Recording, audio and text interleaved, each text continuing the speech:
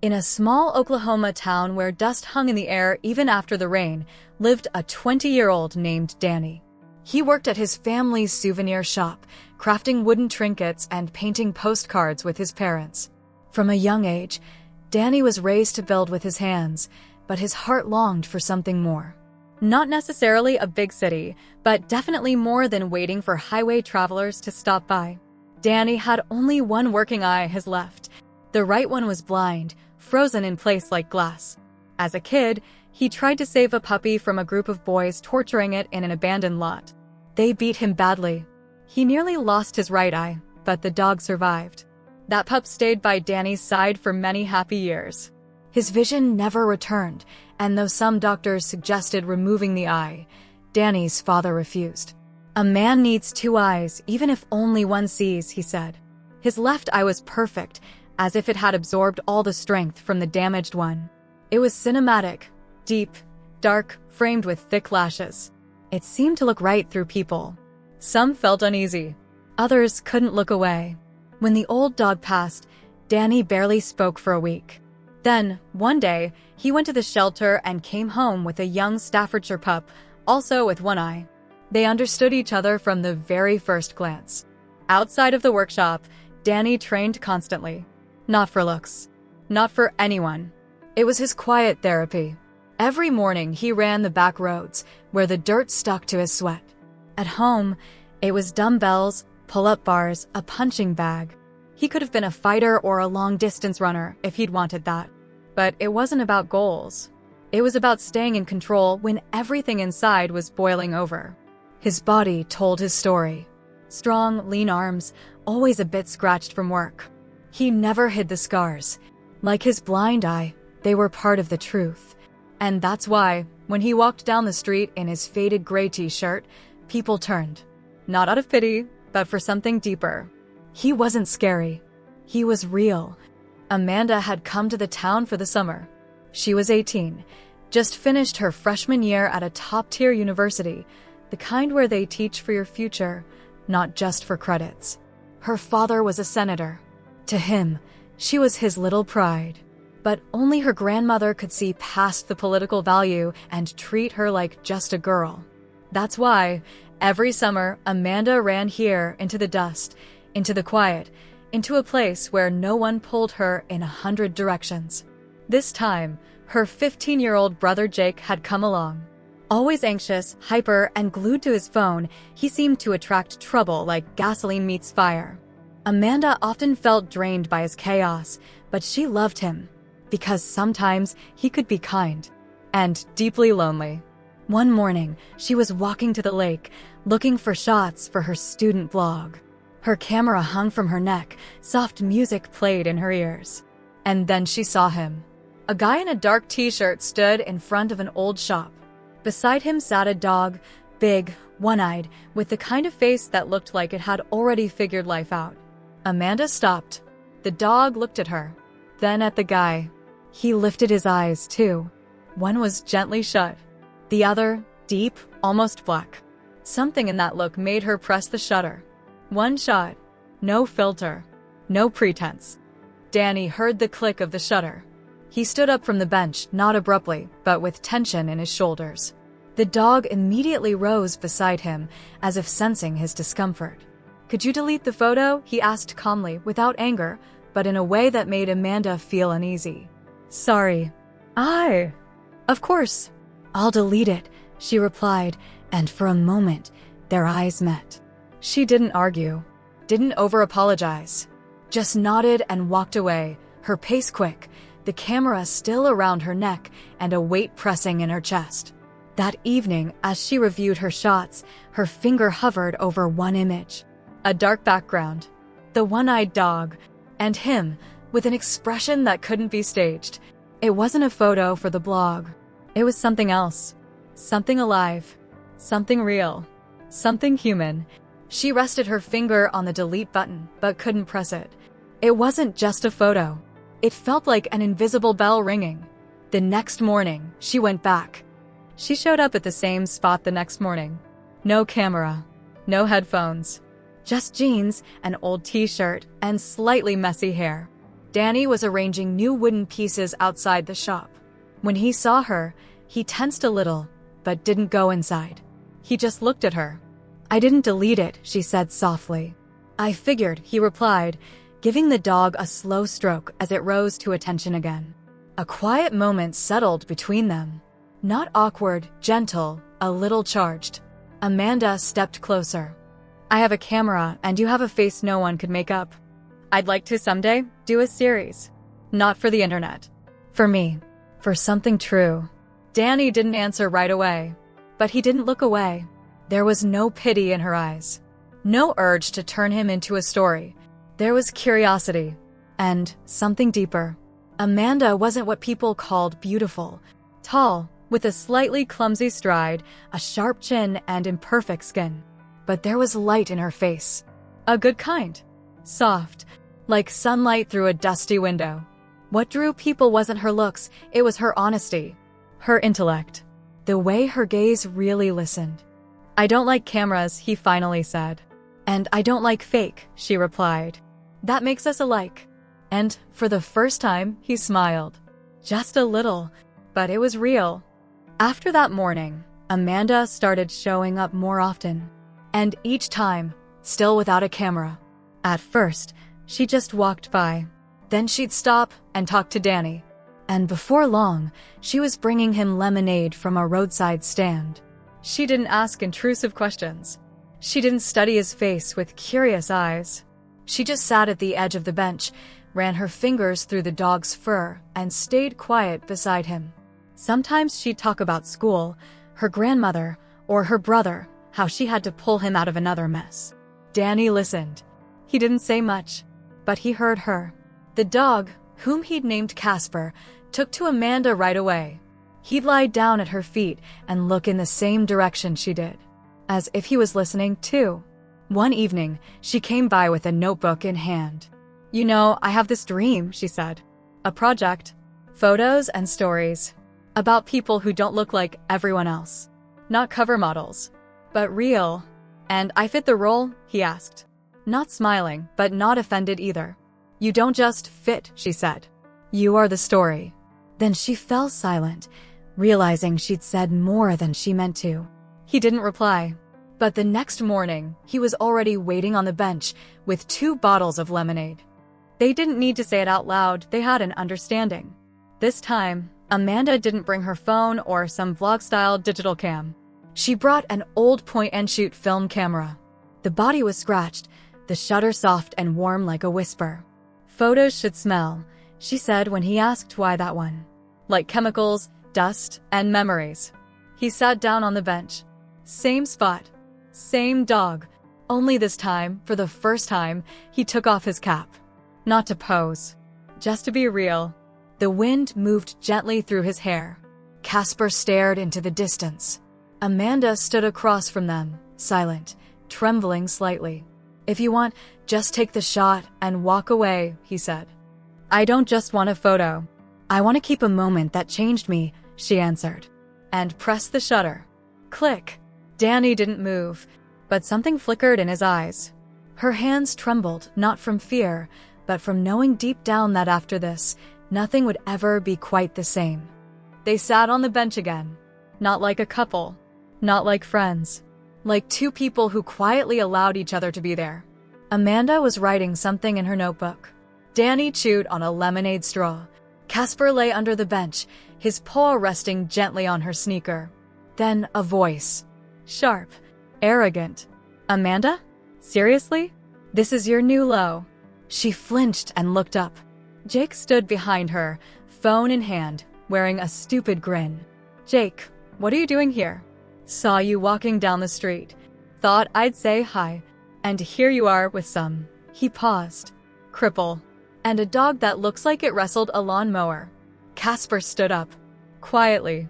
No growling. But his posture said everything. "Take your mouth and walk away," Danny said flatly. "Oh, alpha mode now? You're not someone my sister should be sitting next to. Got it." Amanda rose to her feet. Her voice trembled, but her eyes were cold. "Jake, go home. Now. No problem. Handle it yourselves. But trust me, Dad's gonna love this. So will Grandma. He walked off without looking back, already scripting the story in his head. That evening, as Grandma poured him tea and asked where he'd been, Jake shrugged. Saw Amanda. She's hanging out with some local nobody. One eye. Looks like life hit him with a brick. Straight out of a bad soap opera. Grandma set her cup down. You're sure? Unfortunately. She said nothing. But later, she went to Amanda's room and asked directly, Are you seeing someone? Amanda tried to hold it together. But Grandma wasn't someone you could dodge with a joke. I'm talking to someone. Someone who understands more than all your friends in expensive suits with empty eyes. So you really feel something for him? Amanda looked her in the eyes. And for the first time, she said out loud what had been living inside her for weeks. Yes, I love him. The morning began with a phone call. Amanda was still asleep, but her grandmother was already pacing the kitchen, gripping the phone like she was trying to strangle the voice on the other end. Yes, Henry, I understand. She hasn't said anything. Yes, I'll talk to her. No, she's not in danger. She's just fallen in love. Yes, with a local boy. I understand you're a senator, but she's your daughter, not a political asset. Fine. Yes, I'll tell her. Amanda stood on the stairs, hearing every word. Her heartbeat was steady, but something inside her was already breaking apart. A few hours later, a black SUV pulled up. Two of her father's security men stepped out without hurry. One of them, someone she remembered from DC, never spoke much. But his silence always weighed more than shouting. Miss Amanda, please pack your things. You're going home. I'm not going, she said evenly. That's not your decision to make, the other one replied. Your father gave a direct order. You and your brother are to be kept safe, far from anything that could jeopardize your future. She didn't say a word, just looked at them, then turned and walked back inside. Amanda sat in her room, staring out the window. Her grandmother stayed silent in the kitchen. Outside, her father's security team was calmly loading her things into the car, waiting for confirmation.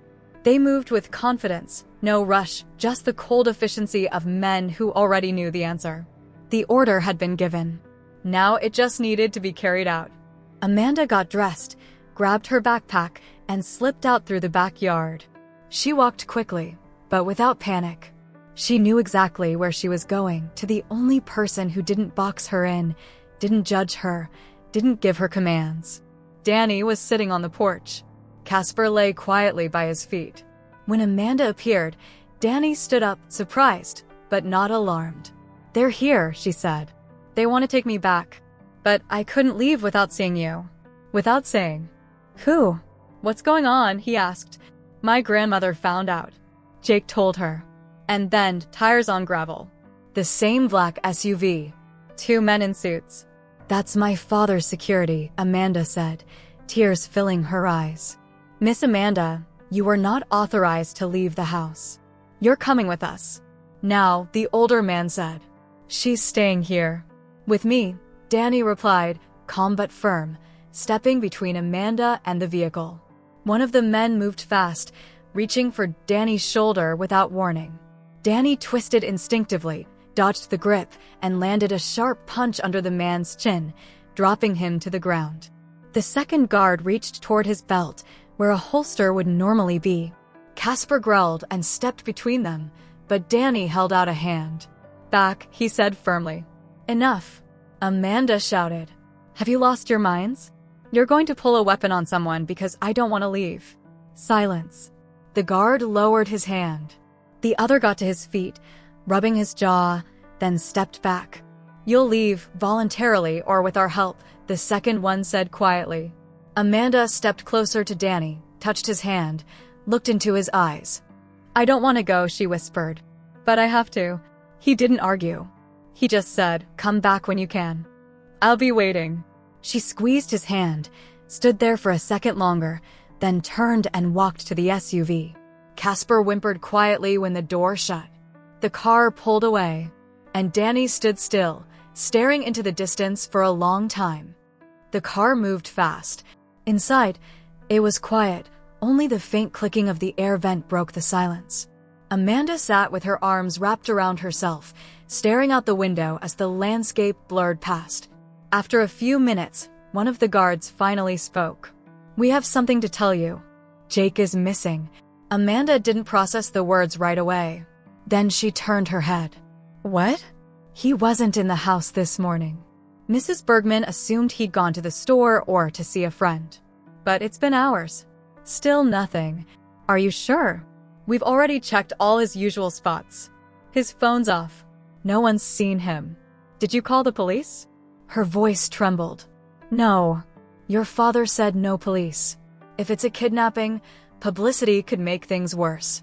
He'll bring in law enforcement privately if Jake doesn't turn up by tonight." Amanda lowered her head. "So what now?" The guard riding shotgun turned slightly to face her. "As for your boyfriend, Danny, he's local, knows the area, the woods, the people. Honestly, if we weren't under orders, I'd have gone to him already." Amanda was silent for a moment. Then she said, "He'd never turn his back on someone in trouble, not even after what just happened. Because he's not like you." "We don't need a hero," the other guard muttered. "We need Jake." "That's exactly why we need Danny," she replied. "Turn the car around. He'll help however he can." Danny was still standing in the same spot when the familiar SUV rolled to a stop near the driveway. He wasn't surprised. He just reached down and gave Casper a calm stroke between the shoulders, like saying, "Easy. They're not a threat." Amanda jumped out first. Her eyes were wet, her face tense. "Jake's missing," she said. "Maybe since last night. No one's seen him this morning. His phone's off. My dad won't let anyone call the police." Danny looked at the guards. They stayed silent but didn't deny it. "Any tracks? Places he might have gone?" he asked. "Everything's been checked." "Nothing. But I thought, I'll need something with his scent." Danny cut her off. "A shirt, backpack, shoe, anything he handled recently. Casper might be able to track him." One of the guards popped the trunk and pulled out a worn baseball cap. "We took this from his room. He wore it a lot. Still smells like him."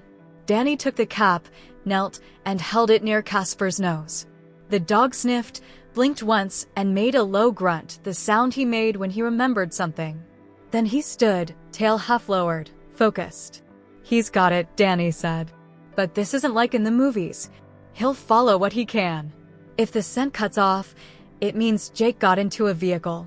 "Even if that's the case," Amanda said, "it's better than nothing."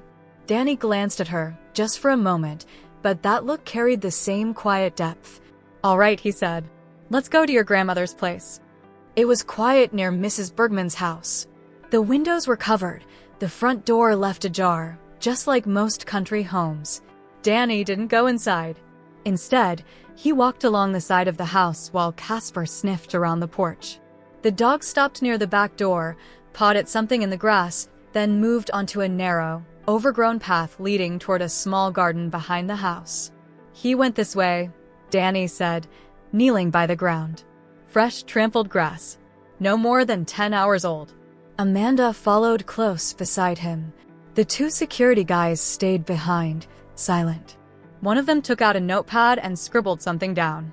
Casper walked with careful confidence. He kept his nose low, pausing now and then to glance back at Danny, waiting for the go-ahead. They made it about 100 meters before the dog came to a sudden stop. "This is it," Danny said. "The trail ends here." "What do you mean?" Amanda asked softly. "He was picked up. Look, tire marks in the dirt, pressed down grass, footprints, and here's a smashed phone." Amanda's eyes widened. "That's definitely his. No one else had a case like that." Danny nodded, then crouched next to Casper. "Good job, buddy. We'll handle it from here." One of the guards stepped forward. "Any idea where they could have taken him?" "If they went that direction," Danny said, pointing past the trees, "it's either the old industrial zone by the canal or the abandoned warehouses off the farm road. People dump things there they don't want anyone to see." "Let's go," the second guard said. "Just show us the way. We'll check it out." "No," Danny answered calmly. "I'm coming with you. Because when something goes wrong, you'll be looking at a map instead of what's right in front of you." Amanda kept her eyes locked on him. "We'll find him," Danny added, meeting her gaze. Casper gave a short, quiet bark. For the first time, as if to say, it's on. The SUV wound its way along rural backroads. Danny sat in the front passenger seat, eyes scanning everything outside. Amanda was in the back, pressed against the window, silent. Casper lay at her feet, alert but calm. Take a right, Danny said. That road leads to the old warehouses. They shut them down about 10 years ago. Now it's just vandals and coyotes out there. You think they took a senator's kid to a place like that? The driver grumbled. I think they'd take anyone there, Danny replied. No one goes near it. That's why it's perfect for hiding what no one should find. They turned onto a dirt road. The pavement ended, replaced by broken ruts. The SUV slowed. All around them were dry bushes, twisted trees, scattered cans, and an old tire by the shoulder. Stop here, Danny said. We walk from here. He got out first. The guards hesitated, exchanged glances, then opened the trunk and pulled out 2 flashlights. One of them handed one to Danny. He pointed toward a narrow path. Something moved through the grass over there. Danny crouched, ran his fingers over the ground. 2 sets of tracks. One small, probably Jake. The other's larger. An adult. Looks deeper ahead, which means someone was carrying or dragging him. Casper sniffed around, but something was off. His movements were slow, hesitant. He stopped often, looking back. What's wrong with him? Amanda whispered. There's too many smells. Some fresh, some old. He's confused. But he knows the direction, Danny replied. Let's go. They followed a narrow trail through the trees. After about 100 meters, Casper veered sharply left and stopped in front of a half-open door to an abandoned warehouse. It was dark inside. Danny knelt, touched the threshold. The sand was slightly disturbed. Someone's been in there. Recently. The dog's never wrong. He raised his hand, a signal to everyone, stay quiet. Inside the warehouse, it was dark and still. The air hung heavy with a mix of dampness, mildew, and something faintly rotting. The beam from Danny's flashlight slid across rusted beams, broken crates, and scattered debris on the concrete floor. Casper, Danny whispered. Stay. The dog halted at the threshold, not stepping inside. He sat and watched, as if waiting for permission. His eyes caught the light, glinting silently. Amanda, stay outside, Danny said, turning to the guards. One of you stay with her. I'm going in, she said firmly. Don't argue. He didn't. He knew better than to push it right now. They entered slowly, cautiously. The guards fanned out, watching the flanks. In one corner, something glinted, a crushed metal can. Nearby lay a torn chip bag and an empty plastic bottle. Someone's been here, one of the guards muttered. No, Danny replied. Someone's still here. Casper growled suddenly and froze. Then, from above, from a rusted catwalk on the second floor, something fell. A sharp metallic clatter, like steel scraping across steel. Behind the pillars, a guard shouted. A gunshot. Just one. It hit the wall, high. Then, silence. That was a warning, Danny whispered. He didn't want to hit us. But he knows we're here. Amanda held her breath. You think it's the kidnapper? Could be. Danny crawled over to a pillar where one of the guards had taken cover and pointed upward toward the beam. Someone's up there. Don't shoot. He's scared. If we push too hard, it'll get worse. So, what do you suggest? Give him a chance. Talk to him. Danny stood up, slowly. Danny slowly raised his hands. I'm unarmed. We're not the police. We're not your enemies. Silence. You're scared, I get it. But we're not here to shoot. We just want to talk. We need the boy. Jake. A few seconds passed. Then footsteps. A metallic shuffle. Out of the shadows on the upper level, a figure emerged. Young, thin, wearing a hood. He held a cheap hunting rifle, his hands shaking. I wasn't supposed to touch him. Just keep watch, the boy said, voice raspy and uncertain. Where is he? Danny stepped forward. They moved him last night. 2 guys. I don't know them. I was just supposed to sit here and make sure no one came snooping around. They gave me $100 and said there'd be more. I didn't know who he was. One of the guards stepped forward. Danny quickly raised a hand to stop him. Where did they take him? They mentioned something about the farm up north. There's an old silo and a bunker underneath from when they used to keep livestock. Coordinates. I don't know exactly, but I can show you. Just don't turn me in. I didn't mean. We'll think about it, one of the guards said coldly. No, Danny cut in. He's coming with us.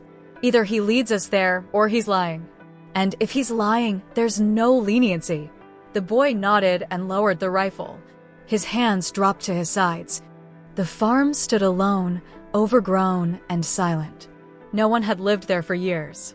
They stopped the SUV a few hundred meters from the main building. Danny asked to cut the engine and go the rest of the way on foot. You got a crowbar? He asked one of the guards. The man nodded silently, pulled one from the trunk, and handed it to him. Over there, the hooded boy said, pointing. Under that concrete slab. That's the entrance. Leads to an old basement. Jake was down there, I know it. Danny nodded. One guard stayed behind to watch over Amanda and the boy, while the other followed Danny. Amanda, Danny said. Stay here. Casper's coming with me. Fine. But if you find Jake, I want to be the first to know. You will. I promise. They approached the slab carefully. It was heavy, but not immovable. Together, Danny and the guard shoved it aside. Beneath it, iron hatches. Rusted, but not welded shut. Let's use the mirror, the guard said. Don't want to take a bullet to the face. He lowered a small mirror on a stick, flashing a light into the darkness. It's dark, but I hear something. Footsteps. One or two. Suddenly, a shot rang out from the second-floor window of the silo. The bullet struck the concrete nearby and echoed across the structure. Damn amateur with a rifle, the guard muttered. No training at all. He's trying to distract us, Danny said. Keep us from going down.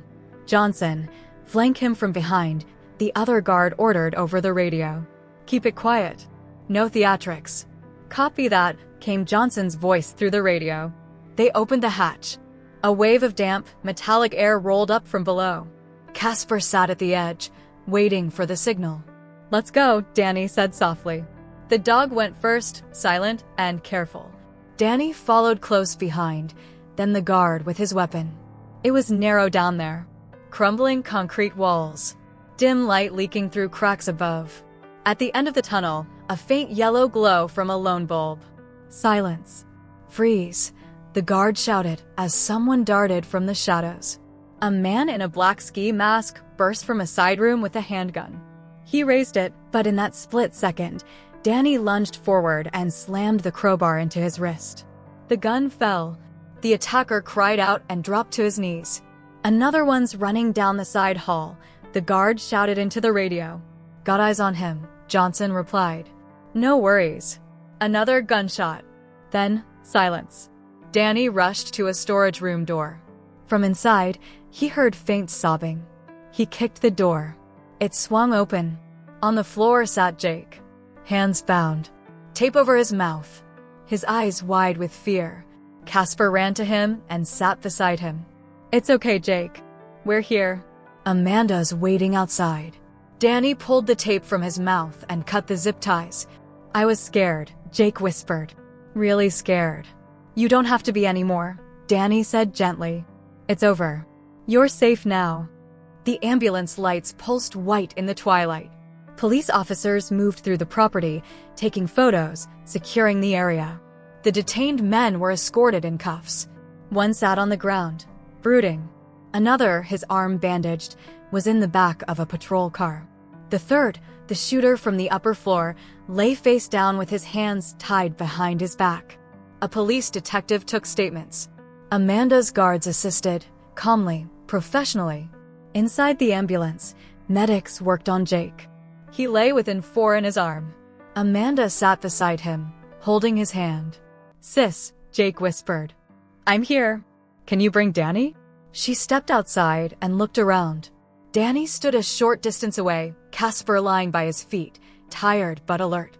Jake wants to see you, she said gently. Danny nodded silently, walked to the ambulance, and sat across from the boy. Thanks, Jake said. I really thought that was it. Anne, I was a jerk to you. Just wanted to say sorry. And thanks. It's all good, Danny replied softly. You're alive. That's what matters. Jake smiled, faint but honest. And hey, your dog? Total monster. But awesome. He just does what needs to be done, Danny said and stepped outside. 2 guards were already waiting for him. They smiled. You know, kid, one of them said, rubbing his chin. I've taken my share of hits in life. But yours? Felt like a damn sledgehammer. And your reflexes, Marine level. I just don't like being grabbed, Danny smirked. Come train with us sometime. The guys would love you, the second guard winked. I'm more of a punching bag guy, Danny replied and looked into the distance. That's when a black SUV pulled up. The driver stepped out first and opened the door for Senator Eric Gardner. Suit, sharp features, direct gaze. He walked straight to the ambulance, peeked inside at his son. A quick nod to the medics, he understood. Then to his daughter, standing a little to the side, saying nothing. And finally, to Danny. You saved my son, the senator said calmly. And I'm truly grateful. Glad he's alive, Danny answered. He is because of you. You didn't have to get involved. But you did. I respect that. Danny only nodded. But Amanda is flying home. That's not up for debate. She has a path, and I have to make sure she stays on it. Is that her choice? Danny asked quietly. No, Gardner replied. It's my responsibility. And with that, he walked away. Calmly, without anger. Just like a father closing a door because he doesn't know how to leave it open.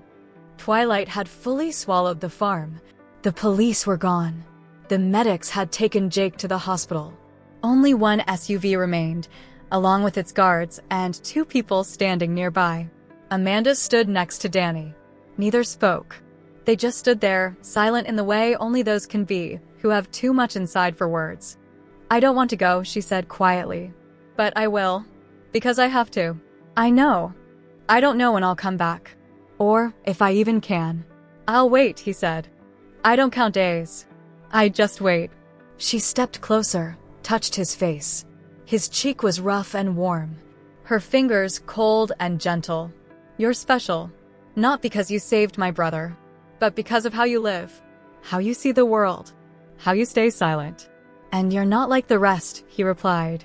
Not because of where you come from, but because of your heart. She didn't hold back. She kissed him, not quickly, gently. The kind of kiss meant to last forever in memory. Then she stepped away, got into the car. The door closed. The SUV pulled away. Danny stood right there, unmoving, until the taillights disappeared over the hill. Casper came closer and leaned his head against Danny's leg. Let's go, buddy, Danny said. Time to go home. And they walked away. Together.